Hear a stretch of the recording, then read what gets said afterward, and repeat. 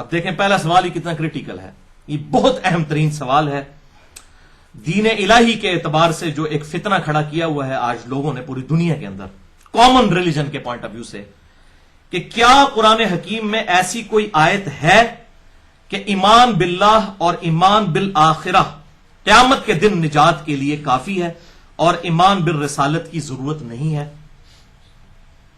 جی ہاں بھائیو، ایک آیت ایسی ہے قرآن حکیم کے اندر، اور وہ ریپیٹ بھی ہوئی ہے مختلف مقامات پر، جس کی غلط انٹرپریٹیشن ان لوگوں نے کی ہے جو دین الہی کے کانسیپٹ کو، کامن ریلیجن کو لے کے چل رہے ہیں، اور وہ کہتے ہیں دیکھیں یہ سارا بگاڑ جو ہے یہ انبیاء کی وجہ سے آیا ہے، نعوذ باللہ من ذالک۔ اگر ایک خدا کا کانسیپٹ رہتا تو خدا کو تو ہندو بھی مان رہے ہیں بھگوان کہہ کر، اور سائنٹسٹ بھی supreme being, super natural agency کہہ کر مانگ رہے ہیں، اس کو مان رہے ہیں، مسلمان اسے اللہ کہہ کے مان رہے ہیں، گورے اسے گاڈ کہہ کر مان رہے ہیں، اور اس طریقے سے جوز اور کرسچنس بھی اس کو مان رہے ہیں کسی نہ کسی فارم میں۔ یہ اختلاف جو ہے یہ پروفٹس کی وجہ سے شروع ہوا ہے کہ موسیس کو ماننے والے، موسیٰ علیہ السلام کو ماننے والے یہودی ہو گئے، جیزس کرائسٹ کو ماننے والے، عیسیٰ علیہ السلام کو ماننے والے عیسائی ہو گئے، محمد رسول اللہ صلی اللہ علیہ وسلم کو ماننے والے جو ہیں وہ مسلمان ہو گئے، اور اس طریقے سے وہ کہتے ہیں نعوذ باللہ من ذالک، یہ ان کا ہے کہ ایکسس آف ایول یہ ہے ایمان بالرسالت، نعوذ باللہ من ذالک۔ اور ظاہر ہے کہ جو بھی باطل فرقے دنیا میں موجود ہیں وہ ہمیشہ پلی جو ہے انہی دلائل کے ساتھ لیتے ہیں جو دلائل دنیا کے اندر جو ہے وہ الہامی کتابوں کے اندر موجود ہوتے ہیں۔ تو اس حوالے سے بھی ایک آیت قرآن میں ہے جسے آؤٹ آف کنٹیکسٹ، یعنی سیاق و سباق سے ہٹا کر لیتے ہیں، وہ آیت قرآن حکیم میں سورۃ البقرہ کی ہے، آیت نمبر 62۔ اب یہ دیکھیں، یہ ہوتی ہے کرامت، میں نے کوئی نشان نہیں لگایا ہوا تھا، ڈائریکٹ میں نے کھولی ہے تو وہی آیت کھل گئی ہے، اس کو کہتے ہیں کرامت، یہ جائز کرامت جو ہم جس کو کرامت مانتے ہیں۔ اعوذ باللہ السمیع العلیم من الشیطان الرجیم، بسم اللہ الرحمن الرحیم، ان الذین آمنوا والذین ہادوا، سورۃ البقرہ آیت نمبر 62۔ بے شک وہ لوگ جو کہ ایمان لائے، یعنی مسلمان جو ہیں، والذین ہادوا، اور جو کہ یہودی ہیں، والنصارى، اور جو کرسچنز ہیں، والصابئین، اور جو صابی ہیں۔ یہ صابی جو ہے حضرت ابراہیم علیہ السلام کے دین کی بگڑی ہوئی شکل تھی، جو کہ ایران کے اندر لوگ ان کے فالوور موجود تھے۔ اس سے مراد آتش پرست نہیں ہے، یہ صابی الگ سے ایک مذہب ہے۔ من آمن باللہ، جو کوئی بھی ایمان لے آئے اللہ پر، والیوم الآخر، اور آخرت پر، وعمل صالحا، اور وہ نیک اعمال اختیار کر لے، فلہم اجرہم عند ربہم، تو ایسوں کے لیے پھر ان کے رب کے ہاں اجر ہے، ولا خوف علیہم، اور انہیں کوئی بھی خوف نہیں ہوگا، ولا ہم یحزنون، اور نہ انہیں کوئی غم ہوگا۔ اب دیکھیں اس میں تو کلیئر کٹ یہ بات آئی ہے کہ 3 شرائط ہیں آخرت کی کامیابی حاصل کرنے کے لیے: اللہ پر ایمان نمبر 1، نمبر 2 آخرت پر ایمان، اور نمبر 3 نیک اعمال۔ تو وہ اس آیت سے پری لیتے ہیں اور کہتے ہیں دیکھیں جی اس میں تو ایمان برسالت کی جو ہے وہ ذکر ہی کوئی نہیں موجود ہے، لہٰذا ایمان برسالت ضروری نہیں ہے۔ اب ہمارے بھولے بھائی کیا کر رہے ہوتے ہیں، وہ صحیح مسلم سے حدیث پیش کر رہے ہوتے ہیں کتاب الایمان سے، کہ آپ صلی اللہ علیہ وسلم نے فرمایا جس یہودی اور عیسائی نے میرے بارے میں سن لیا کہ میں اللہ کا پیغمبر ہوں اور وہ مجھ پر ایمان نہ لایا تو وہ دوزخ میں جائے گا۔ وہ کہتے ہیں دیکھیں جی صحیح مسلم میں لکھا ہوا ہے کہ یہودی عیسائی دوزخ میں جائیں گے اگر رسول اللہ صلی اللہ علیہ وسلم پر ایمان نہ لائے۔ او میرے بھولے بھائیو، وہ تو حدیثوں کو مانتے ہی نہیں، آپ ان کو حدیث والا کیوں پیش کر رہے ہیں؟ وہ کہتے ہیں یہ حدیثیں تو قرآن کے خلاف ہیں، قرآن تو یہ نہیں کہہ رہا، ان کے بقول۔ تو اب اس کو سمجھ لیں، یہ آیت جو ہے یہ آؤٹ آف کانٹیکسٹ کوٹ کی گئی ہے۔ یہ بنی اسرائیل کے ساتھ اللہ تعالیٰ کا خطاب ہے تقریباً 9 رکوعوں کے اوپر، جو کہ 5ویں رکوع سے سٹارٹ ہوتا ہے سورۃ البقرہ کے، اور اس کے سٹارٹ میں ہی یہ بات آ گئی ہے کہ اے یہودیو، پرٹیکولرلی اہل کتاب، کہ ایمان لے آؤ اس کتاب کے اوپر جو ہم نے اپنے بندے خاص محمد رسول اللہ صلی اللہ علیہ وسلم پر نازل کی، اور سب سے پہلے تم تو کفر نہ کرو اس کتاب کا، یعنی تمہیں تو پتہ ہے کہ تورات اور انجیل کے اندر اس کی پریڈکشنز، پروفیسیز موجود ہیں۔ تو ایمان بالرسالت کا ذکر تو اس پوری گفتگو کے سٹارٹ میں ہو چکا ہے کہ رسول اللہ صلی اللہ علیہ وسلم پر ایمان لاؤ، اس کتاب کے اوپر ایمان لاؤ۔ اب یہاں پر جو ہے یہ کانٹیکسٹ کے ساتھ ایمان بالرسالت کا پہلے ذکر ہو چکا اور یہ ذکر آگے آیا ہے۔ ایک تو یہ جواب، دوسرا یہ ہے کہ یہ جتنے بھی نبیوں کے ماننے والے لوگ ہیں اپنے اپنے ادوار کے اندر تو سب مسلمان تھے۔ یہودی اس وقت تک تو مسلمان تھے جب تک کہ حضرت عیسیٰ علیہ السلام مبعوث نہیں ہوئے ان میں، اور انہوں نے عیسیٰ علیہ السلام کا انکار نہیں کیا۔ اس سے پہلے تو یہودی مسلمان تھے، جب عیسیٰ علیہ السلام کا انکار کیا تو وہ کافر ہو گئے۔ پھر حضرت عیسیٰ علیہ السلام کے جو ماننے والے مسلمان ہی تھے.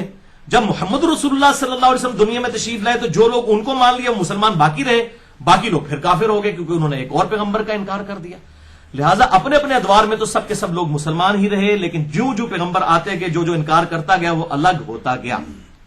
تو یہ بھی اس اعتبار سے اس کانٹیکسٹ میں بھی اس بات کو سمجھنے کی کوشش کریں. ایمان برسالت کا پہلے بھی ذکر ہو چکا ہے اور یہ آؤٹ آف کانٹیکسٹ بھی کوٹ ہوا ہے.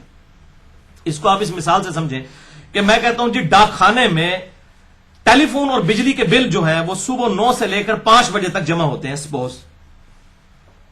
تو آپ اتوار والے دن پہنچ جاتے ہیں صبح 9 بجے، 10 بجے تک انتظار کرتے ہیں. آپ کہتے ہیں کہ جی علی بھائی نے کہا تھا یہ جمع ہوتے ہیں بل، تو یہ تو کھلا ہی نہیں ہے ڈاک خانہ.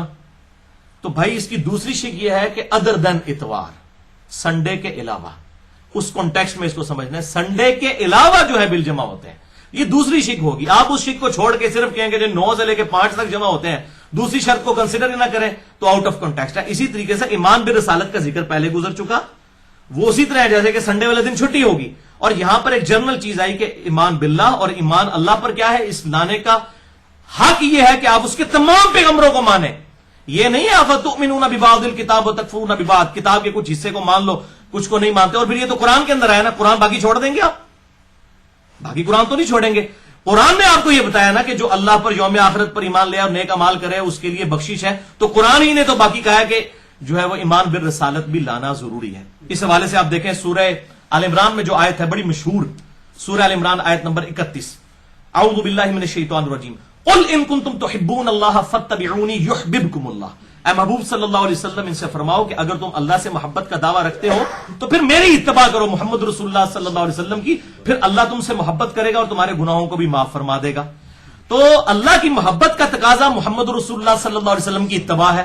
تو یہ بھی تو آیت ہے نا، اس آیت کو بھی تو مانے نا.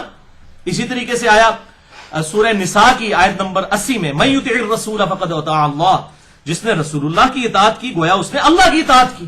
اب یہ بھی اس سے بھی بڑی چیز ہے. اور اب اس حوالے سے بڑی سخت ایک اور آیت مبارکہ بھی موجود ہے، سورہ النساء کی آیت نمبر 51 اور 52. یہ چھٹے پارے کے اندر پہلے صفحے کے اوپر یہ آیت مبارکہ موجود ہے، جو مسئلہ نمبر 35 جو منکرین حدیث کے فتنے کا تحقیقی جائزہ، اس کے اندر میں نے اس آیت کو الحمدللہ کوٹ کر دیا تھا. پارہ نمبر 6 کے پہلے صفحے پر سورہ نساء کی آیت نمبر 51 اور 52. اعوذ باللہ من الشیطان الرجیم. 150، 151 اور 152 یہ آپ کو کلیئر کر دے گا کہ ایمان بالرسالت کا انکار کرنے والا گویا اللہ کا انکار کرنا ہے. لہذا وہاں جو سورۃ البقرہ میں آیا نا کہ اللہ پر ایمان لاؤ، اس میں امپلائڈ ہے کہ اللہ پر ایمان لاؤ، اس کے فرشتوں پر ایمان لاؤ، اس کے پیغمبروں پر ایمان لاؤ، اس کی کتابوں پر ایمان لاؤ. آمن الرسول بما انزل الیہ من ربہ والمؤمنون کل آمن باللہ وملائکتہ وکتبہ ورسلہ لا نفرق بین احد من رسلہ، جو سورہ البقرہ کی آخری آیات میں ہے. اب یہ سنیں سورۃ النساء، یہ ڈیسائسو آیت ہے، آیت نمبر 150، 51 اور 152. ان الذین یکفرون باللہ، بے شک وہ لوگ جو کفر کرتے ہیں اللہ کے ساتھ، ورسلہ اور اس کے رسولوں کے ساتھ. اب دیکھنا رسول کا ذکر بھی آیا، اللہ کے ساتھ کفر کرتے ہیں اس کے رسولوں کے ساتھ. وَيُرِيدُونَ أَن يُفَرِّقُوا بَيْنَ اللَّهِ وَرُسُولِهِ، اور وہ چاہتے ہیں کہ اللہ اور اس کے رسولوں کے درمیان فرق ڈال دیں، کہ اللہ کو مانیں گے رسولوں کو نہیں مانیں گے. ایک ہے رسولوں کے درمیان فرق، وہ وہاں پر آیا سورہ آل عمران کے اندر اور سورۃ البقرہ میں، لا نفرق بین احد من رسلی. ایک ہے تفریق کرنا اللہ اور اس کے رسول کے اندر، یہ ہے کیونکہ اللہ اور اس کا رسول ایک آرگینک ہول ہے، ان کی دعوت تو ایک ہے. من یطع الرسول فقد اطاع اللہ، اللہ اور رسول ان معنوں میں تو ایک ہے کہ دونوں کی دعوت ایک ہے. ویسے وہ خالق اور مخلوق کا فرق تو اپنی جگہ ہے، لیکن اللہ اور اس کے رسول میں فرق نہیں کر سکتے، اس کی دعوت ایک ہے. تو اللہ تعالیٰ فرما رہے جو لوگ یہ چاہتے ہیں وَيُرِيدُونَ أَن يُفَرِّقُوا بَيْنَ اللَّهِ وَرُسُلِهِ، کہ اللہ اور اس کے رسولوں میں فرق ڈال دیں، کہ اللہ کو مانیں گے رسولوں کو نہیں مانیں گے. یہ دیکھیں یہ جو دین الہی کے جو پرستار تھے ان کا رد پہلے ہی قرآن حکیم میں ہوا ہے. کتنی کریٹیکل آیت ہے. وَيَقُولُونَ نُؤْمِنُ بِبَعْضٍ وَنَكْفُرُ بِبَعْضٍ، اور وہ یہ کہتے ہیں ہم بعض کو مانیں گے بعض کو نہیں مانیں گے. کوئی کہتا ہے ہم اللہ کو مانیں گے فلاں رسولوں کو مانیں گے فلاں رسولوں کو نہیں مانیں گے، اور بعض کہتے ہیں ہم بعض رسولوں کو مانیں گے ان رسولوں کو نہیں مانیں گے. جیوز کہتے ہیں کہ ہم عیسیٰ علیہ السلام کو نہیں مانیں گے باقی پیغمبروں کو ہم مانیں گے. کرسچنز کہتے ہیں کہ ہم عیسیٰ علیہ السلام کو بھی مانتے ہیں، موسیٰ علیہ السلام کو بھی، محمد رسول اللہ کو نہیں مانیں گے. نعوذ باللہ. ہم مسلمان تمام انبیاء کو مانتے ہیں، لا نفرق بین احد من رسلی کے تحت ایمان لانے میں ہم ان میں فرق نہیں کرتے، مرتبے کا فرق ہے۔ تلک الرسل فضلنا بعضهم علی بعض، اللہ تعالیٰ نے رسولوں میں ایک دوسرے کے اوپر فضیلت دی ہوئی ہے، رسولوں میں ایمان لانے میں ہم فرق نہیں کرتے، مرتبے کا تو فرق ہے، اس میں تو کوئی شک نہیں ہے، لیکن اس کی بنیاد کے اوپر آپ کسی دوسرے پیغمبر کی ڈیگریشن نہیں کر سکتے، ان کو آپ نعوذ باللہ ان کی تذلیل نہیں کر سکتے، نعوذ باللہ من ذالک۔ وَيُرِيدُونَ أَن يَتَّخِذُوا بَيْنَ ذَلِكَ سَبِيلًا، اور یہ ان کی خواہش ہے کہ ہم کو درمیان کا راستہ نکال لیں، کہ اچھا اللہ کو مانا، اس پیغمبر کو مانیں گے، اس پیغمبر کو نہیں مانیں گے، یہ درمیان کا ایک راستہ وہ نکالنا چاہ رہے ہیں۔ اللہ تعالیٰ ہمارا جو درمیان کا راستہ نکالے گا نا، کہ فلاں کو مانیں گے مرضی کے پیغمبر کو، فلاں کو نہیں مانیں گے، کتنا گاڑا فتویٰ اللہ تعالیٰ کی طرف سے ہے، اولئک ھم الکافرون حقا، یہ لوگ کٹر کافر ہیں جو یہ فرق کرتے ہیں اور اللہ اور اس کے رسول کے اندر۔ ایک ہے رسولوں میں فرق کرنا، یہاں کہا گیا اللہ اور رسول میں جس نے فرق کر دیا وہ کٹر کافر ہے۔ تو یہ آیت بھی تو ہے نا قرآن کے اندر، سورۃ البقرہ کی اگر 62 نمبر آیت ہے تو سورۃ النساء کی یہ بھی تو آیت ہے نا، یہ لوگ کٹر کافر ہیں۔ وَأَعْتَدْنَا لِلْكَافِرِينَ عَذَابًا مُهِينًا، اور ایسے کافروں کے لیے تو اللہ نے دردناک، بلکہ اس کا صحیح ترجمہ ہوگا ذلیل و خوار کر دینے والا عذاب، مہین عذاب ایسا جو ذلیل و خوار کر دے گا، ان کٹر کافروں کے لیے تیار کر رکھا ہے جو اللہ اور اس کے رسول کے اندر فرق کر دیتے ہیں۔ اور میں نے اسی سے یہ رزلٹ نکالا ہے کہ جو کتاب اللہ اور سنت میں بھی فرق کر دیتا ہے نا، کہ کتاب اللہ کو مانیں گے سنت کو نہیں مانیں گے، وہ بھی کسی نہ کسی فارم میں اسی کیٹیگری میں فال ہوتا ہے۔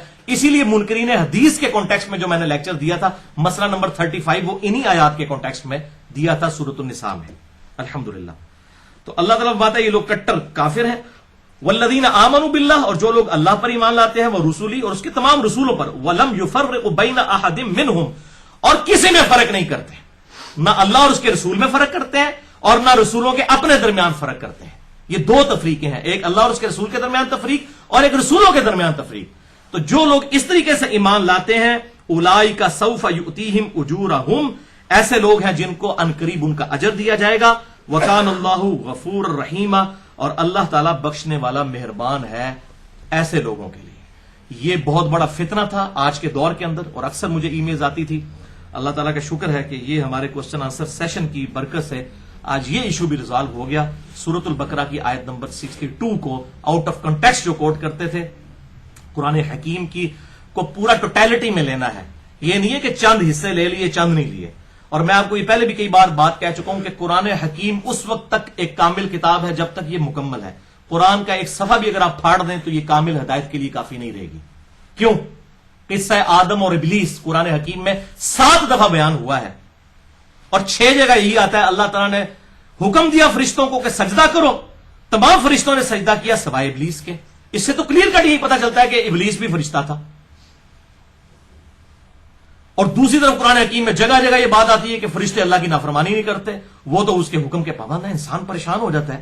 اور سورہ نساء کی آیت نمبر 82 ہے کہ اگر قرآن اللہ کے علاوہ کسی اور کی طرف سے ہوتا تم اس میں اختلاف پاتے، کیونکہ اتنی موٹی کتاب ہے، انسان نے لکھی ہو تو بھول جائے پہلے صفحے پہ کیا لکھ کے آیا ہوں اور آخر میں کیا کنٹرڈکشن ہو۔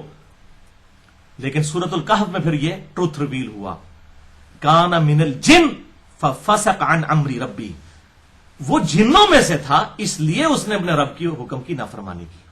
اچھا جنوں میں سے تھا تو پھر اس کو تو حکم ہی نہیں تھا سجدہ کرنے کا، صرف فرشتوں کو حکم ہوا تھا، وہ فرشتوں کی کیٹیگری میں فال کرتا تھا۔ اس کو عربی میں کہتے ہیں تغلیب کا قاعدہ، کہ ڈومیننسی کو دیکھا جاتا ہے، یعنی ایک کلاس میں اگر 50 اسٹوڈنٹ ہیں اس میں سے 49 جو ہیں وہ میل اسٹوڈنٹس ہیں، ایک فیمیل ہے، اور جو کلاس ریپرزینٹیٹو کہتا ہے بوائز اسٹینڈ اپ استاد کے آنے پر، اس کا یہ مطلب نہیں کہ اسے ایک لڑکی نے کھڑا نہیں ہونا، وہ اس میں امپلائڈ ہے۔ یہ عربی میں تغلیب کا قاعدہ ہے، اس لیے آپ دیکھیں اکثر مردانہ سیغوں سے خطاب ہوا ہے، یہ مطلب نہیں ہے کہ وہ عورتوں کے لیے وہ بشارتیں نہیں ہیں، وہ امپلائڈ ہے، عربی کا اصول ہے۔